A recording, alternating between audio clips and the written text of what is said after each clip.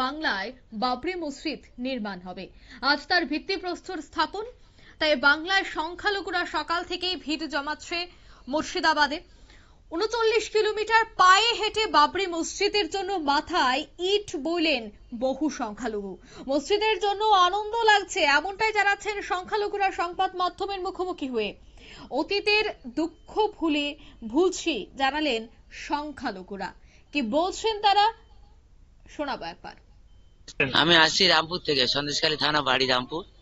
হুমায়ুন কবির একটা মসজিদ করছে, আল্লাহর ঘর বাবরি মসজিদ। আমরা খুব খুশি, আমার মার ভালোবাসা একটা ইট দিয়ে ওনাকে খুশি করার জন্য এই যে মসজিদটা করছে। আমরা আবেগে আমরা থাকতে পারিনি। সেই 249 কিলোমিটার রাস্তা আমরা আপ ডাউন করে চলে এসেছি যে আমাদের ভাই আল্লাহর ঘর মানে বিশাল একটা বড় কিছু জিনিস, আমরা জীবনও করতে পারিনি।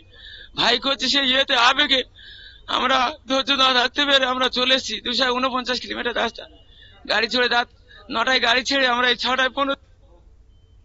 আপনারা শুনলেন যে মসজিদ তৈরি হচ্ছে, সেই আনন্দ তাদের এখন হচ্ছে। অতীতের দুঃখ ভুলছেন তারা। মাথায় ইট নিয়ে ৩৯ কিলোমিটার রাস্তা পায়ে হেঁটে তিনি এসেছেন মাথায় ইট বয়ে। সকাল থেকেই ভিত্তিপ্রস্তর স্থাপনকে কেন্দ্র করে সংখ্যালঘুদের উপস্থিতি দেখা গেছে। আপনারা সেই ছবি দেখতে পাচ্ছেন। মাথায় 5 থেকে 6টি ইট নিয়ে বাবরি মসজিদের এই শিলান্যাস অনুষ্ঠানে তারা যাচ্ছেন এবং তাদের আশা যে এই মসজিদের একটি ইট যেন তাদেরও হয়। বিস্তারিত সেই বিষয়ে জানবো। টেলিফোন লাইনে যুক্ত হয়ে গেছে প্রতিনিধি শেখ মনিরুল। মনিরুল, সামনেই তো রয়েছে বাংলায় নির্বাচন, আর নির্বাচনের আগে মসজিদ তৈরি করা হচ্ছে বাবরি মসজিদ। সেক্ষেত্রে এই মসজিদ নির্মাণ কতটা ধর্মীয় ভাবাবেগকে রীতিমতো সেখানে ব্যবহার করা হবে বলে তুমি মনে করছো?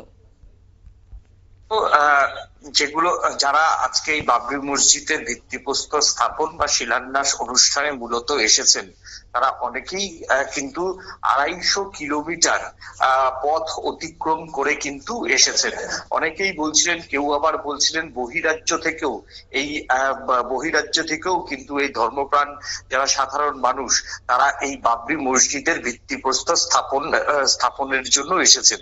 এবং সেটা কিন্তু অত্যন্ত গুরুত্বপূর্ণ বিষয় বাংলার এই ধর্মীয় মেরুকরণের দিকে।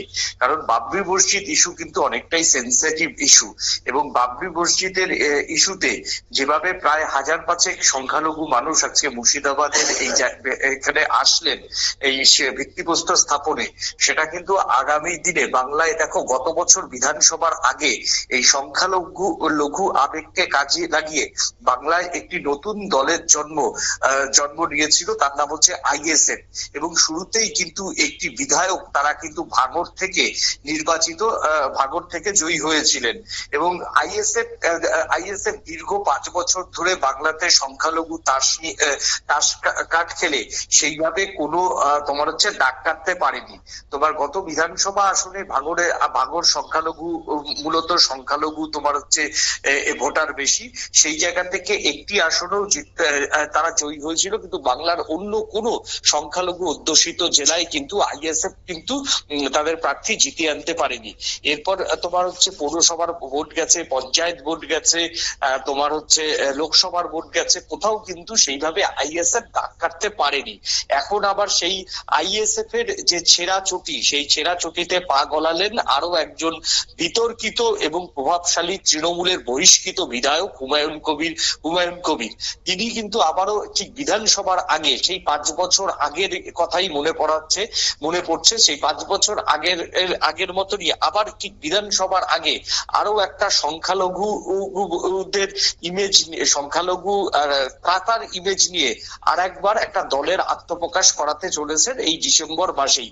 তবে সেই আবেগ কতটা কাজে লাগবে সেটা কিন্তু সময়ই বলবে। তবে দেখো, বাংলাতে কিন্তু গত বছর বিধানসভা ভোটে আসাদুদ্দিন ওয়াইসির দল বিন তারাও প্রার্থী দিয়েছিল, তারাও কিন্তু সেইভাবে কিন্তু দাগ কাটতে পারেনি।